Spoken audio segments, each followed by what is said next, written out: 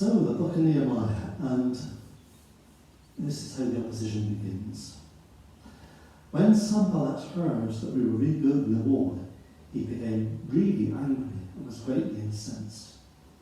He ridiculed us in the presence of the associates and the army of Samaria.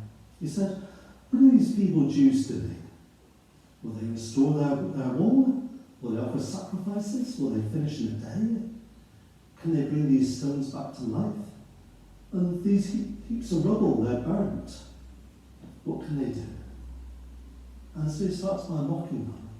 And that can be so cruel for people who are working their socks off, try and get the city rebuilt, and there are folk laughing at them. What do they think they're doing? They'll never do that, they say. And they ridicule them. But the people carry on building.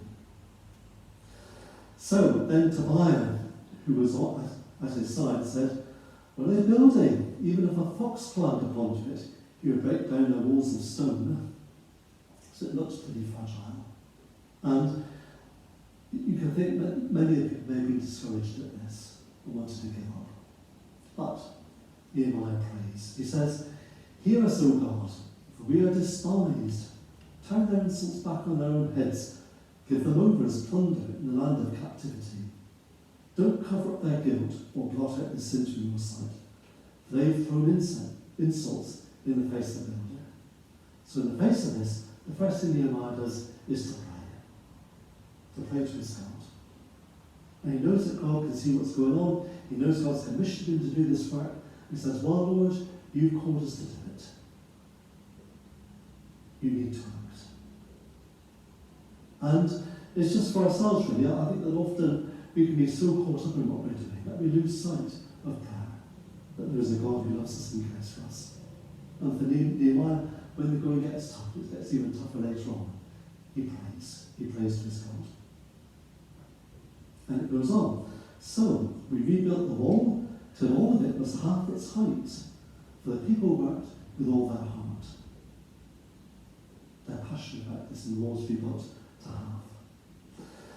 But when Sanballat, Tobiah, the Arabs, the Ammonites, and the men of Ashdod heard that the road repairs to Jerusalem had gone ahead, and that the gaps were being closed, they became very angry.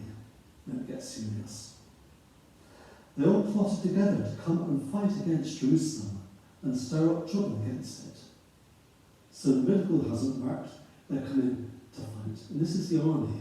The Samaritan army can come and lay into Jerusalem, even though it's only half burnt, and destroy what's going on. So what's Nehemiah do? "But we prayed to our God, and we posted a guard day and night to meet this threat." So again, he sees what's happening and he prays about it. That's his first thing, he prays. But he also takes action and he posts a guard to meet the threat. You can imagine they're working hard to rebuild the wall. Some of them now have got to give up that work to go and be a guard. So there's less rebuilding going on while those people need to guard the city. But there's another problem coming up. Meanwhile, the people in Judea, and that's the people who lived around the area, they said the strength of the labourers is giving way, and there's so much rubble, we can't rebuild the wall. They're getting tired. This has been going on a little while, a few months, and they're just weary. And the people in the neighbouring towns are saying, "You just can't do it. You're wearing yourself out." And you see, many of the people who were rebuilding Jerusalem would have come from that outlying area. And they'd have caught the vision of the city rebuilt and said, "Right, we'll do our bit." And they'd left their homes in Judah and come to Jerusalem. And then people back home are saying, "Yeah, but it's too much for you. You're getting too tired." It goes on. "Also, our enemies said, before they know it or see us, we'll be right there among them, and we'll kill them and put the end to the work." So they're going to come by stealth. Not as a big army, but they're going to come and they're not going to be noticed. And just come in and kill the people. What a miserable state of affairs. You just think, no wonder the city lay in ruins for 100 years, if this is how people trying to rebuild it are treated. But you see, Nehemiah, he knows he's doing God's will, and he presses on. He goes on, Therefore, I stationed some of the people behind the lowest parts of the wall and the exposed places, posting them by their families with their swords and their spears and their bows. So you've got some where their families are. The men with their arms, they're posted to stand guard where their families are. That's that extra incentive, isn't it? If your family are under threat, you're going to do a good job in guarding that part of the city. He goes on, after I looked things over, I stood up and said to the nobles, the officials, and the rest of the people, don't be afraid of them. Remember the Lord. God is with us, he says. That's so important. Yes, there's a lot of opposition, but God is with us on this. Fight for your brothers, your sons, your daughters, your wives, and your homes. This is about the future. This is about Nehemiah laying plans for the future of the nation. And saying you're investing in your children and your children's children. I think it's something that I bear in mind with our churches here. This is not about just us keeping our churches going. It's about the church being here for future generations. The children and children's children. I had a call last week from a lady who wants her 3 girls baptised. Or rather, the three children want to be baptised. They go to Baldwin's Gate School and they would like to be baptised.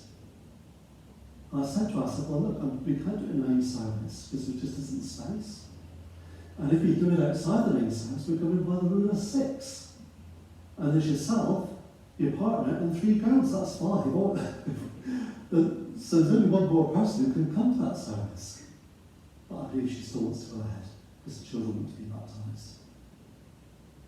And we're keeping the church for people like that in future generations. We're passing it on as it's being passed on to us. And that's what Nehemiah says. This city is being rebuilt, not just for yourselves, but for your sons and daughters. And with that, your grandchildren and so on.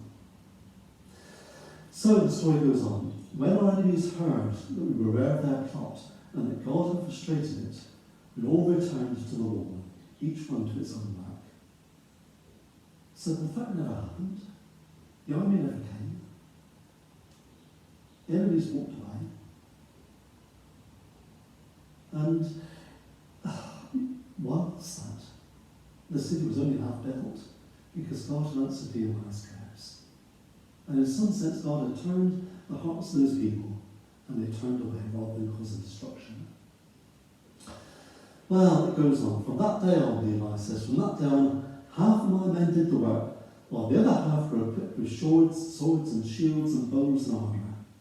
So, you've only got half the workforce now doing the wall, the rest of them are guarding it. And that must be a bit discouraging, but they're getting on with it.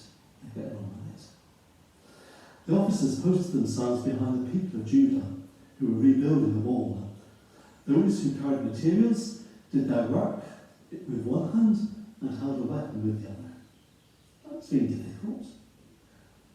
Working while you're holding a sword and trying to do your work with the other hand. But anyway, it goes on.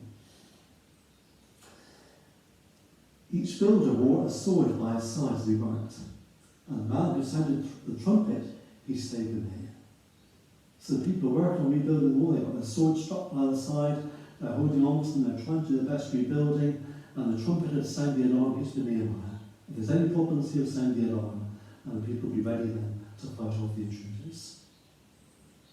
So it goes on. Then I said to the nobles, the officials, and the rest of the people, the work's extensive and separate and spread out. We're widely separated from each other along the wall. Whenever you hear the sound of the trumpet, join us there, and our God will fight for us. And so we continue to work, with half the men holding spears from first light until dawn. From the first light of dawn until the stars came out. Daylight hours, all through the day they're working, all through the day, from dawn till dusk.